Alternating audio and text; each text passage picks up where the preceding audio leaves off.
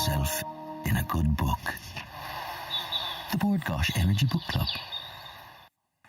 You're very welcome back. Now it's that time of the year again when we get the chance to celebrate all the great literary talent that we have in Ireland. And the nominations for this year's Bord Gáis Energy Book Awards have been announced. So I went along to meet some of the lucky nominated authors.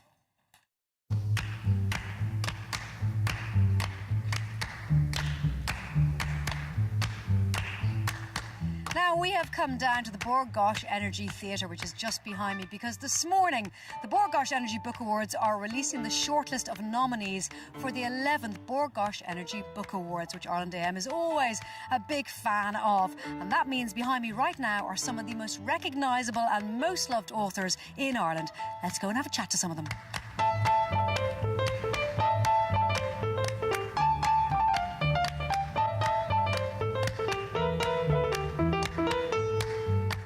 We are in the beautiful surroundings of the Bord Gáis Energy Theatre, and I am joined by the fabulous Bert Wright, who is administrator of the Bord Gáis Energy Book Awards. Bert, it's now into its 11th year, the Bord Gáis Energy Book Awards, bigger and better and brighter and shinier than ever.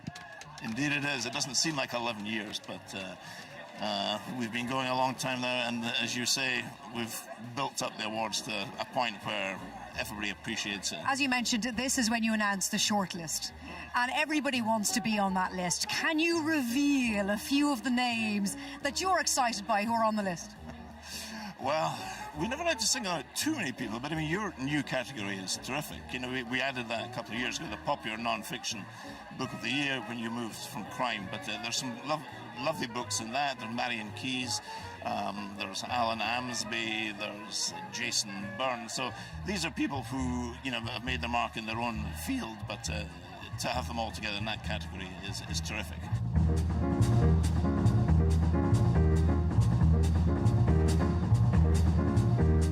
Now I'm joined by two boys you may well recognise. It is the happy pair! Hey! As happy as always. Guys, this is the second time you've been nominated in this category. Yes. You didn't win the last time, so this year I'm hoping will be your year. Back for gold. We're here for gold. Firstly, what does it mean to be nominated in this category? Because a lot of great cookbooks in there.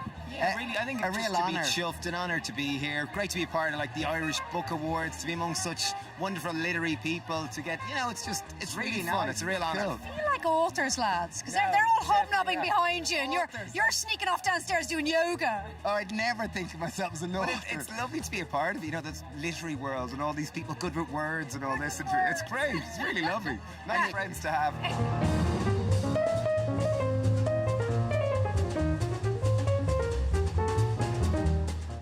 I'm sitting with a lovely lady who needs absolutely zero introduction, but I'm going to introduce her anyway. It is the lovely Cecilia Hearn. Cecilia, pleasure as always to see you. Oh, it's lovely to see you. Now, being the very clever girl that you are, she has not just one book nominated this year, but two books. I don't know how many other authors here have two books nominated. Check them out. Be thrilled. So happy. I've had such a busy year, and you know, and awards are not necessary. But then when you hear that you've been nominated... It's kind of nice. It's so nice. It's just like, oh, it's like a cup of tea and a chocolate bar after a busy day. All of the authors here milling around, you don't get to go to an office or work with a team of people. You work on your own. So to come out and for someone to acknowledge all of that hard work, it's kind of nice because you don't get that. You don't get someone sitting down giving you end of year performance going, you've done very well. It's all you on your own. Oh, well, the writing on the own. The weird thing about this job is that you go from being completely on your own to doing events and then travelling and then being in front of loads of people. So you get to do the two totally different things. But it is so nice to all be together and have a chat. And look, it's an honour. It is. I know it's such a predictable thing to say, but it is a real honour. Well, I think the thing about writing is you don't write stories to win awards. And if you did, they would be awful stories. It's not a competitive environment. It's a passionate, creative environment. I don't know. It's not like we're pop singers or rock stars or big actors. You know, it's not doing it for the fame. It's totally different. It's a different kind of thing. We do it for the love of it, and so to be acknowledged and to be together, we can just all be the same, if that makes sense.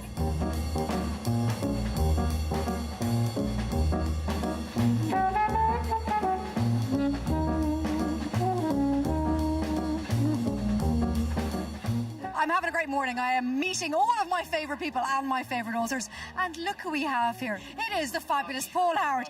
Paul, you are here because, like Cecilia Hearn, the talented person that you are, you have 2 books nominated.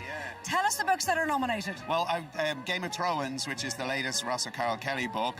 And then the second book is it's a non-fiction book called I Read the News Today, Oh Boy, and it's the story of Tara Brown, who is a Guinness heir, Irish, and he died in a car crash in December 1966. And John Lennon read in the newspaper about the car crash and had the newspaper up on the piano stand when he was writing A Day in the Life. So I was just obsessed for the last 10 years of my life with This is a labour of love. I mean, you said to me when we met there, you said, this is my life's work. Yeah, it really is. To win would be something maybe more special than the other awards you've received previously. Yeah. A little bit more special. Oh, look, I love winning anything, you know. Before I wrote books, the only thing I'd ever won was an ugly baby competition in Mosney. And But-um-bum. you know, so... Paul, pleasure as always, and good luck, and we'll see you on the night.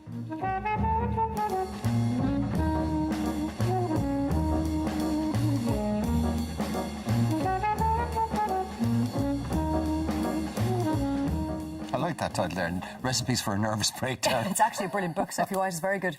Now, to vote for who you would like to win an award, all you have to do is log on to bgeirishbookawards.ie, and the winners of the awards will be announced in the Doubletree by Hilton. Doubletree Hilton Hotel on November the 16th. I heard Paul actually being interviewed with Sean O'Rourke about A Day in the Life, or I read the news today, and it was absolutely, it was one of those interviews, radio interviews, where you pull the car over and you stop and you listen to it.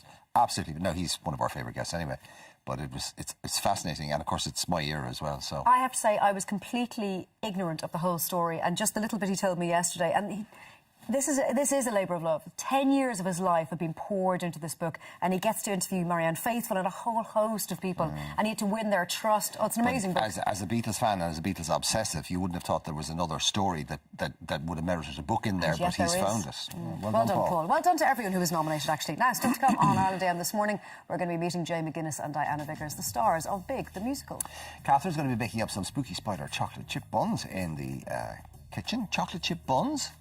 Well, there's chocolate chips on the buns to make it look like a spider. Sleep expert Lucy Wolfe will be advising us on how to get the most out of our sleep. And after 9, Kimberly Wyatt will be on the couch talking food, fitness and family. Lose yourself in a good book. The Board Gosh Energy Book Club.